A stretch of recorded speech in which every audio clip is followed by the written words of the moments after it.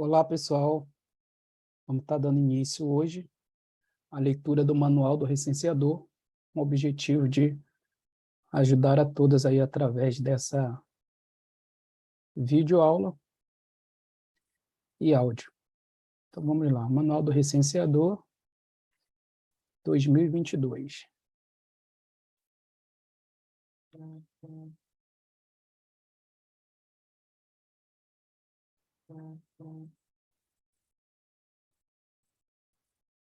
Aprendendo conceitos fundamentais para o censo demográfico.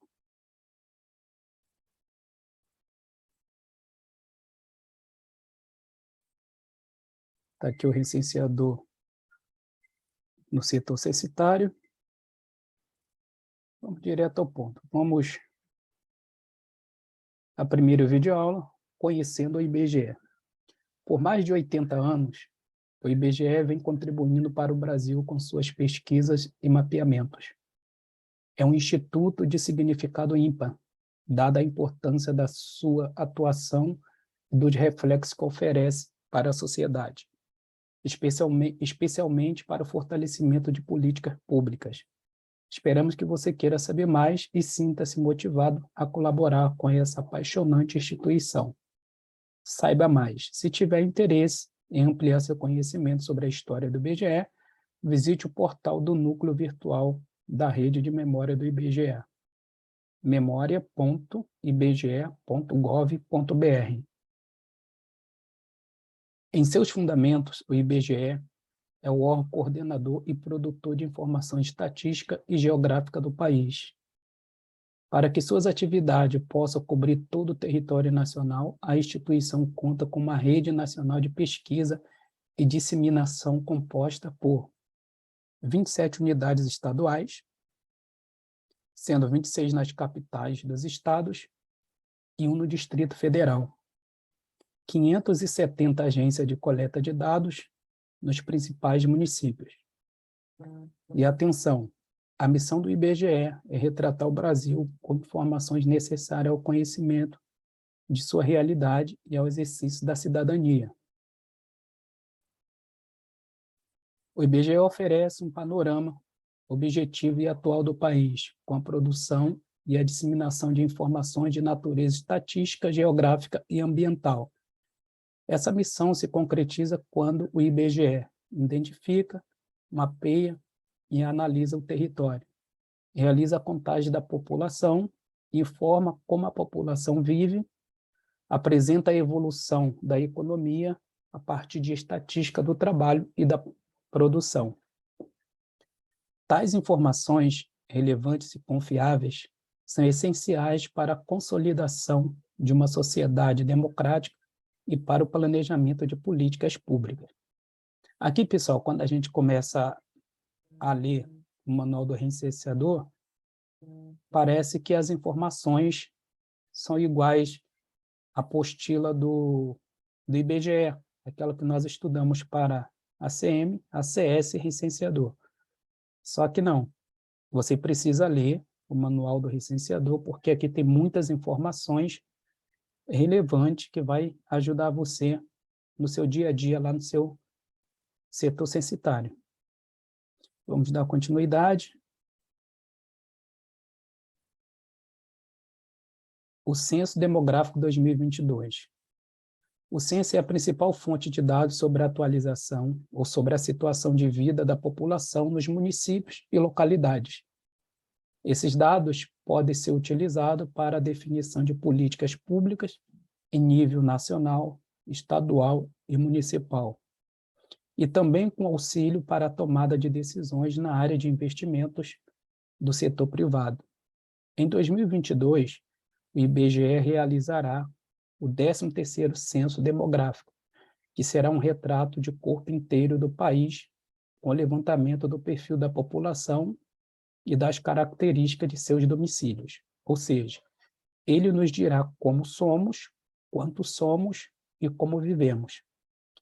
No Censo 2022, o IBGE visitará cerca de 70 milhões de domicílios brasileiros, espalhados por mais de 8 milhões de quilômetros quadrados do nosso vasto território, para conhecer a situação de vida da população em cada um dos 568 municípios. Um trabalho gigantesco que envolve milhares de pessoas. Para chegar a um censo sobre quais questões serão investigadas no Censo Demográfico 2022, o IBGE promove consultas e debates amplos com a sociedade brasileira, a comunidade acadêmica e o órgão técnico governamentais. A partir daí, com a conclusão do censo, o Brasil vai dispor de informações necessárias para conhecer as características das pessoas, onde residem, por exemplo, a fim de planejar políticas e investimentos públicos. O conjunto de dados coletados trará resultados relacionados a questões fundamentais como o total da população do país por sexo e faixa etária e como está distribuída no território nacional, a expectativa de vida da população do país, a estimativa de brasileiros que vivem fora do país, o número médio de filhos que uma mulher teria ao final do seu período fértil, o tipo de habitação em que vive a população do país, a proporção da população que tem acesso ao saneamento básico, o nível de instrução da população, as condições de trabalho e rendimento da população e distribuição por pertencimento étnico-racial da população brasileira, incluindo povos indígenas e população quilombola. O censo demográfico, assim como qualquer censo, tem como das etapas primordiais a coleta de dados, a partir de entrevista com moradores.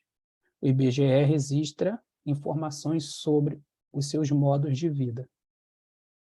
Os dados coletados são relativos ao estado de coisa em uma data específica, isto é, a um retrato da situação naquele momento.